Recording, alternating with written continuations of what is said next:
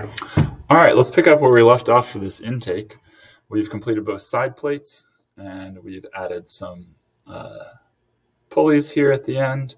And we can create a plan. We're going to belt up to here, then we're going to belt from here down to here. All right, so let's go ahead and do a belt. I'm going to create a sketch. I want to make a sketch on the same, like right in the middle of these pulleys would be good. So I'm just going to use the right plane. My 2D sketch has the geometry of the pulleys and the belt, so I'm just going to use them and steal it.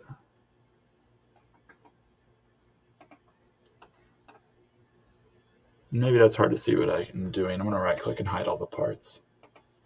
So you can see that's what I've done there. I've selected these regions from the 2D sketch.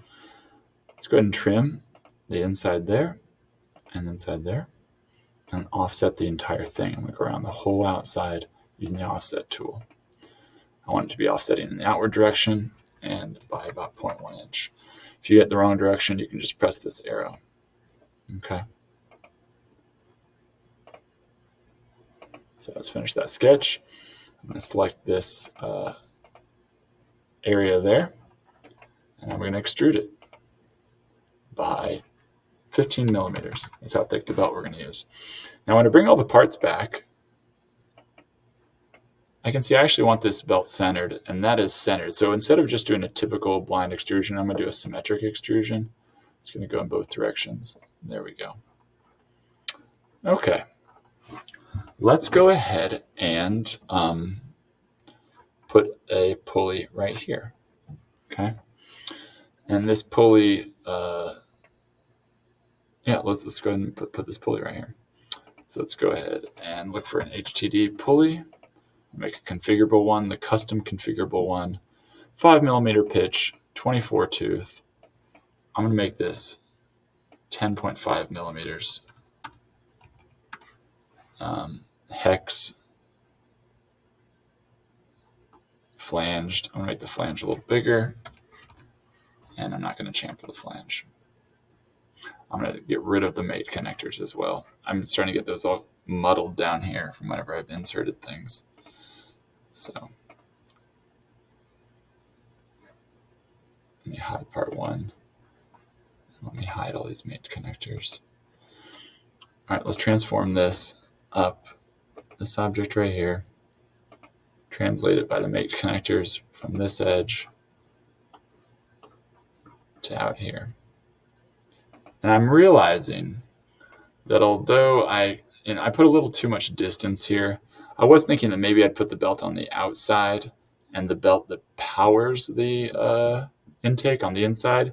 But I think if I remember right, I tried this once before and it collided with the swerve module. So I'm going to move this belt farther in. I'm going to do that by just shortening this right here. So over here, this happened. It was 1 inch long. I'm going to make it 0.75 maybe. And that's pretty good. It gives me a little bit of space there. So that will work. Okay.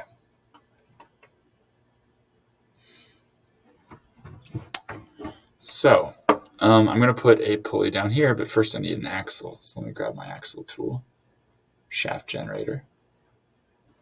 My end face, I'm going to make it on this side. And my origin, I will make over here. Okay. And I realize now that I accidentally imported the wrong hub. ThriftyBot does have a 1/2 inch version hex of this hub, so if I imported the wrong one, then that just happened. This says 1/2 inch hex bore. I think they might just have the wrong file uploaded on their site. I'm going to ignore it. I don't really care right now. We know that would fit. But I do care about how long these are. So on this side, I'm going to need a little bit extra because I'm going to be putting a sprocket. Though technically, I could just bolt that sprocket out on this. So I don't really need that to be any longer. So maybe get rid of that one, and I'll just bolt the sprocket on the outside. Okay. And then On the other side, I need my double pulley. So let me make that an inch. It might need to be longer than that. Let's do 1.25. Okay. So I'm gonna go ahead and make my double pulley. My double pulley will be a 24 and a 40. You know, I might just do this in another part studio because it's a little bit confusing otherwise. Create part studio. Let's rename this double pulley. And let's do a custom pulley here, HTD, custom, 24 tooth. Let's make this 10.5 millimeters. Hex. Oh, these are not hex bore because I'm putting a bearing in this so it can spin freely. 1.125 is the size of a bearing. It will be flanged. I'll make it a 2 millimeter flange. I don't want it chamfered. I don't want made connectors. Let's insert it. Okay. Let's insert a second one. Same things, but this is now a 40 tooth pulley.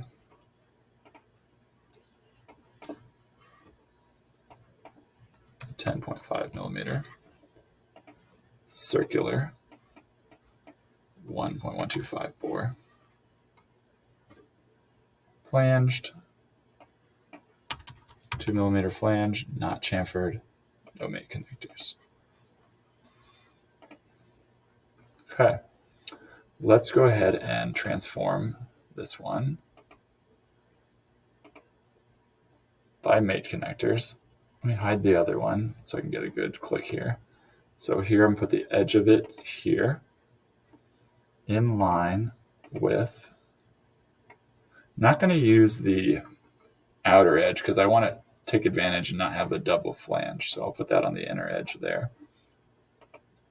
And you can see what's going on there. It's lining them up right there, just like that. And then what I'll do is I will use this Boolean tool to do a union of both of them. And you'll see that's what I'll get there. Okay. All right, let's go ahead and use that in my other one.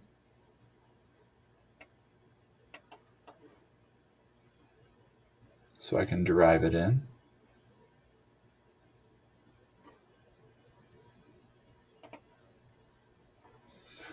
I'm still unsure whether I like deriving everything in. It matters later when I'm trying to build parts off of it. So here I want to build the belt off of it. That might be helpful so I can make sure things align.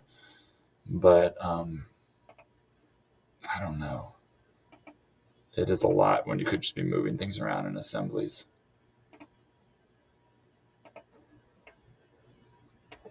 Let's transform this.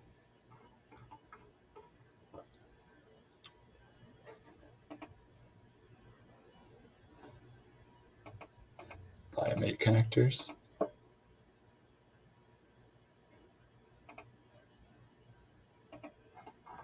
So here I want this to line up. Actually, I want the outside mate connector right here to line up. Let's go with the outside of this right now. See, that's kind of lining up there. I am going to transform it one more time because I want space for my flanged bearing. So in the X direction, I'm going to do a 1/16 of an inch. All right. So now the question becomes, is there enough space there? And yeah, there'll be enough space there for a flanged bearing. That'll be good. And then the next question is, how well aligned are these 24 tooth pulleys? How does that one line up with this one?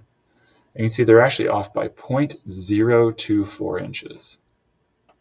0.024 inches, that's less than a 32nd of an inch.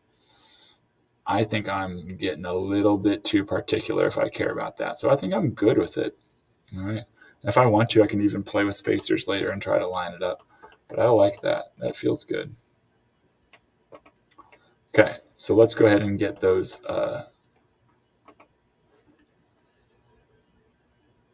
We're going to move these bearings here. I'm going to transform one of them by mate connectors. And I want to leave this one here, so I'm going to copy the part. But you get the idea. I'm going to grab this here.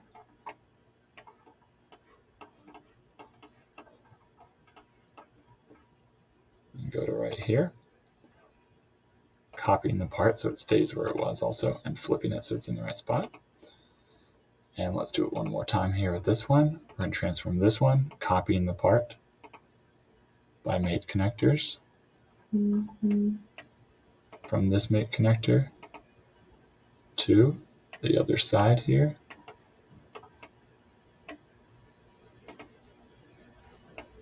And let's flip it. There we go.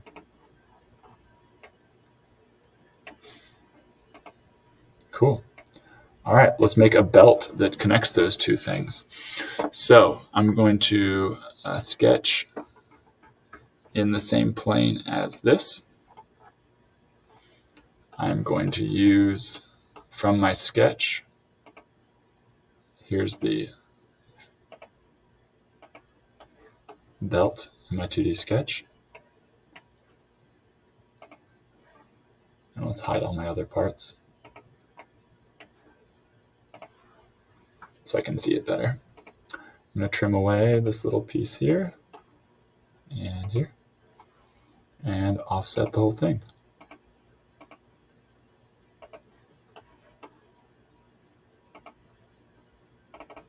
by 0.1 inches. Then I'm going to take it. Something happened here. I think this is because of the imprinting on the sketch. Let me click disable imprinting and see if that fixes it. Yep. I'm going to click that, and I'm going to extrude it by 9 millimeters. That is the thickness of the belt we're going to use. And let's bring all the parts back to see them. Control parts. So you can see now it's going into this inside spot here. And it's right up there. We'd probably put a spacer there as well. I don't model all spacers. The very last thing I'm going to need is this, well, not the very last thing. The next thing is this belt going to the top. So I'm going to click Sketch. I'm going to make this one right here, even with the inside of that flange. It's going to be the same process.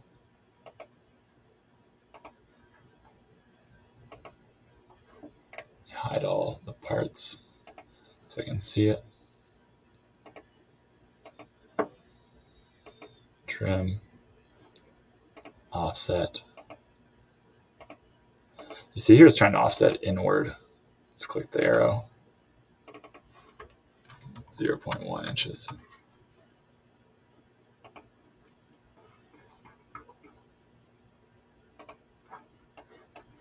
And we are going to get the same, it got the same thing.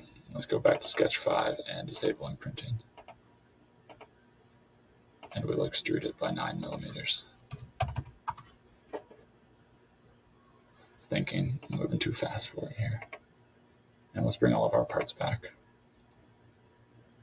Control parts. There we go. So it's coming up to there.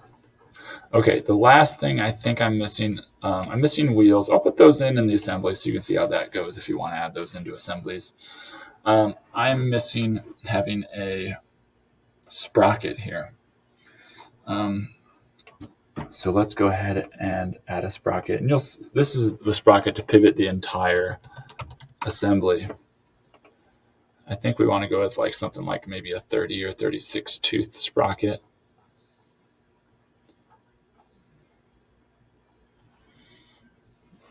.36 tooth, that's 35 chain. I want 25 chain. Bearing bore sprocket. I don't really care what the bore is. It's going to get bolted to this hub from Thrifty. And so let's transform it using my mate connectors from here to there. Okay, looks like I need to flip it. That looks good. Let me double check there's enough thickness there to be able to put a chain around it. I think there is. I think it'll come out to like maybe about here. If we need to, we can always add a spacer in there. The holes don't line up, so let me go back to that transform and let's reorient it, see if we can get the holes to line up. There we go. And then the only other thing I'm really worried about is figuring out how to, bind this all together. I can probably put a bolt on the inside there and nuts on the outside there. I worry about them loosening. It would be nicer if the nut was behind.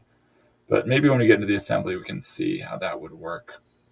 Another option would be to drill these out to 1/4-20 and then tap the polycarb as the nuts. I don't love that, but it's doable. There's definitely options. Let's not deal with that problem until it's actually a problem, because there might be space for those nuts on the other side when it's all done. Okay, let's go to the intake assembly now. We should make an assembly. Because we did a lot of the work in the part studio, this is really easy. Sometimes you're adding a lot of parts in the assembly. But here I added my sprockets, I added my pulleys, I added my axles, and they're all modeled in the proper position. So the payoff comes here. When I click, well, first of all, I'm going to get rid of the reference cube. No, I'm not going to. I'm going to click Insert, and I'm going to insert the entire part studio. I'm going to let it be where it wants to be, so don't try to move it around. One issue, though, let me hide these mates, is now I do actually have 2 of these reference cubes. The one that I put in originally here, part 1, and then when I put them all in again, it probably added another one. Here it is, part 1, number 2. So I'm going to delete the second one. Okay. So I already have that other one in my full bot. I want to keep that other one in there. So now the question is, like, what things stay in position relative to the reference cube? This whole intake pivots up and down, but this belt will stay in the same relative position. This axle will pivot around, but I kind of like it being locked in place relative to the reference cube, because otherwise I'm going to have a hard time maybe locating all this stuff. Technically it does turn though, so I'll have that turn. So let's create a group. Do I already have a group? I don't. All I have is the reference cube fastened to the origin. I'm going to create a group, and I'm going to group all the things together that move together. So the reference cubes and this stationary belt. That's going to stay where it goes, or stay in place as everything else turns. Okay. And my other group is going to be everything else. So let me just go ahead and highlight everything else. And if I place this box right, yeah, I got everything else. Otherwise, I could unselect things here. Okay, so I've got 2 of these now. This can move relative to it. Okay, but that's not the end of the world. If I really want to, I can say, hey, that thing's allowed to pivot around this. Let's actually do that. Let's create a revolute mate using the edge of this belt here and the edge of this pulley here.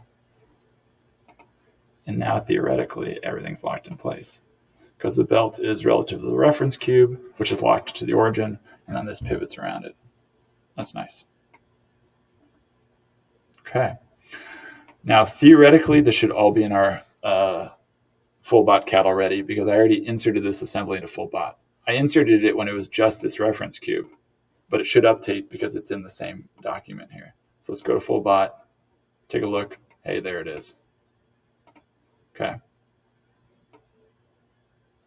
I don't like seeing all these little mate connectors. Now, one thing I don't like is I like to this intake should have a hard stop coming down when it hits. I don't want it to be able to lower as far as it can. It only needs to go as low as it can. And then the other thing I've got going on is I've got actually collisions happening here where this is hitting in that space. and it's hitting right there. So I've got both of those things to modify. Let's take care of both of those. First, let's handle the this hitting. So let's go back to the intake.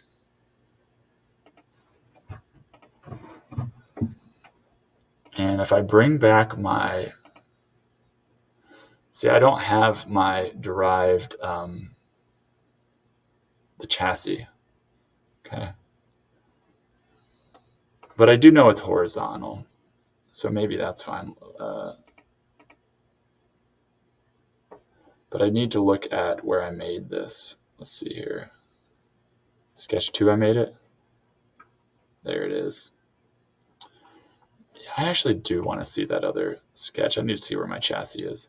So I'm going to right click here or go to derived. Let me open that. And let's find the chassis side view as well.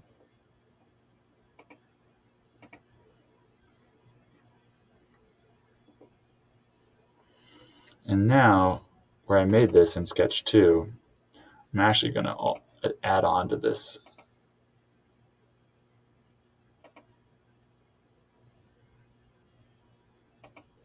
I do want to use this bottom edge.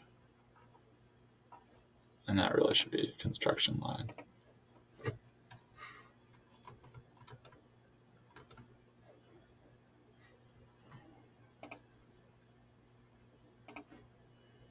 Is that right there? This, I want it to come all the way down. Undo that. I want this to come all the way down to that belly pan. And let's bring this all the way over here. Let's define this distance. 4 inches. Looks good. Now it didn't add that to the extrusion, so that was an extrude 2. Let's go ahead and add it. Okay, so I got that. The other thing you're going to notice now is that this, okay, so it populated to this as well. I'm going to go ahead and fillet those edges, those corners in there. Let's fillet this. And I'm going to fillet this corner here. And this edge here. It's not populated into the other one. I could add fillets to them too. Instead, what I'm going to do is I'm just going to drag this fillet command to up before I mirrored it. And now the fillets should get mirrored as well. There we go. It looks good. So that should take care of that. You can see my full bot here. I now have a limit that's going to come down and slam into the belly pan. Okay. I even can limit it with the joint here. So if I go into the intake assembly, where I made this revolute, I can open the revolute and I can set limits. So right now, if I put it nice and horizontal, it's saying it's at about 360. So what I can do is I can say my limit, my maximum is 360. And when I come up to here, that's 30. Oh, so that's the positive direction. So actually I'll make my minimum 0. I'll make my maximum about a 45-degree limit. And now when I go to move it, that's the highest I can go. This is the lowest I can go, which is awesome because now I go back to the full bot and it looks like it's running into that and stopping. So that's cool. Did I give myself enough upward to not be, to have the intake completely inside? Well, until I have wheels on there, I don't actually know. I forgot to put wheels on there. I keep forgetting stuff. It's so hard to clean up. Let's go to intake. Let's add those wheels. You all should have stopped me, corrected me. They are your 2.25-inch compliant wheels. Unfortunately, the only ones in MKCAD have the 3/8 hex bore. There is half-inch hex bore. You'd have to go to Andy Mark's website to get the CAD. I'm not going to do it right now. Let's go ahead and fasten this one.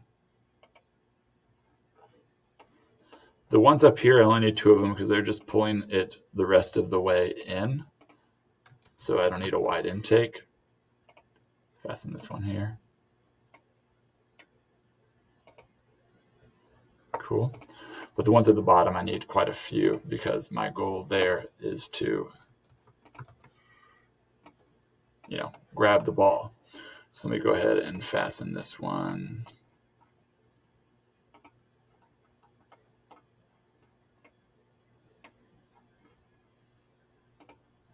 Put it there. And now let's go ahead and do a linear pattern. The direction is here. Just going to have 2 directions. I'm going to send them both ways. So in one way, I'm going to have 3 of them. And they will be spaced every 1.5. 1.75. Probably a little farther. Let's do 1 point. Oh, let's just see 2. 2 is probably too much. Ooh, maybe not. That'll work. All right. And so now we're going to just flip them the other way. And we're going to put in the other direction. We will do, let's do 3 of them that way as well. I'm not sure if that's right. Maybe 4. Let's try 2 inches the other way. Oh, we have to go the other way. Why is it not going? Oh, I have to tell it the other direction. It's the same way. It's just the other direction. All right, 4 of them. A little too much gap. Let's do. So yeah, this needs to be less. Shoot, I kind of want it to match. Can I mirror in here? I'm not sure I can. Oh, I just undid what I wanted to do. There. I'm just going to add another one, and then I will pattern both of them. Because I want these to be right up against the pulley. They're going to protect the belt. We don't want to put a spacer there. There we go. And now let's apply assemble. Let's do a linear pattern with this and that. And let's do it this way. Sorry, and the direction will be that way. And the distance will be 3 inches maybe. Nope, 3.5. That's not bad. Let's do 3.75. There we go. And we want to go the other way. So centered. There we go. Cool. That looks good. So now this should move up and down. That's awesome. Okay, what was the last thing I had? I had a hole I need to put into my belly pan. So here is my intake. Here's my full bot. I'm going to right click that, and just like I did before, I'm going to click edit in context, which now I can see all this stuff. I can see exactly where that collision is happening. It's happening right here and here. So I'm going to create a sketch right here. I'm going to draw a rectangle. We're working in full bot now, so it's a little bit more complicated. It will definitely slow down your robot. Sorry, your CAD. You do not want to work in full bot if you can help it, or with a full bot ghost as well. But it's helpful here because I'm trying to see where that collision happens. Just taking a moment. Be patient.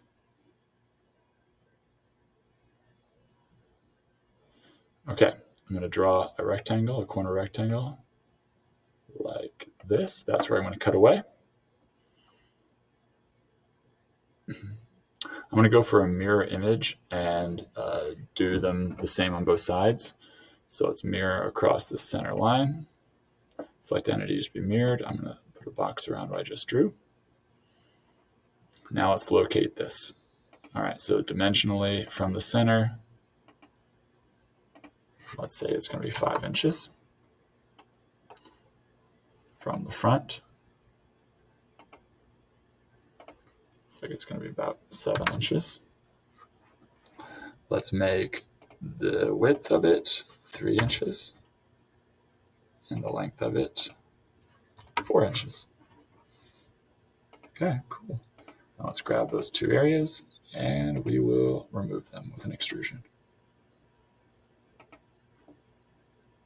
There we go. Tons of space. That even gives us space to slide it off if we need to do a little bit of extra maintenance.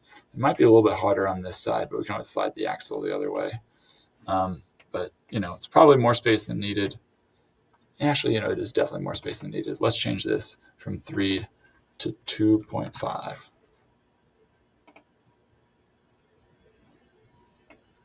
Cool, that looks good. It also gives us the option to swap sides if we change for some reason. And the last thing we do is I'm going to fill out these corners. Fortunately, there's 8 of them. Actually, did I already have a fillet all edges on my belly pan? If I did, I might take this sketch and extrusion and move it up. Here we go, fillet all edges. If I do it before fillet all edges, I'm going to do the sketch and extrusion before that, and then it should apply to this now, the same fillets.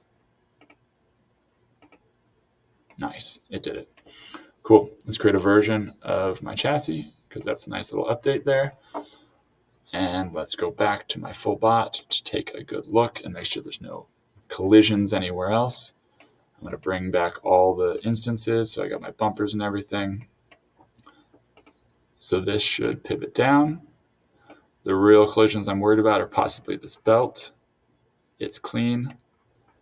The intake is also clear. If I needed to make that smaller, I could, but hey, if it fits, it ships. We could always grab a file and file it down if it doesn't. But hey, there's just another little hard stop to keep me in place from coming down. Everything else I think feels really good. Okay, and then when we go to make the indexer and shooter, we will put a motor here to power that belt to spin my wheels at the end. And we will also put a motor over here with a chain that will tilt the entirety of this assembly and move it up and down. I didn't model the chain because honestly, I'm not quite sure how I'm going to do that. I might just model it as a belt, knowing it's a chain. Some people model chain. It's just going to slow down my CAD though. As long as I know the dimensions of it, I might just model a really thick belt and say, hey, that's the space the chain would take up. All right, so there we go.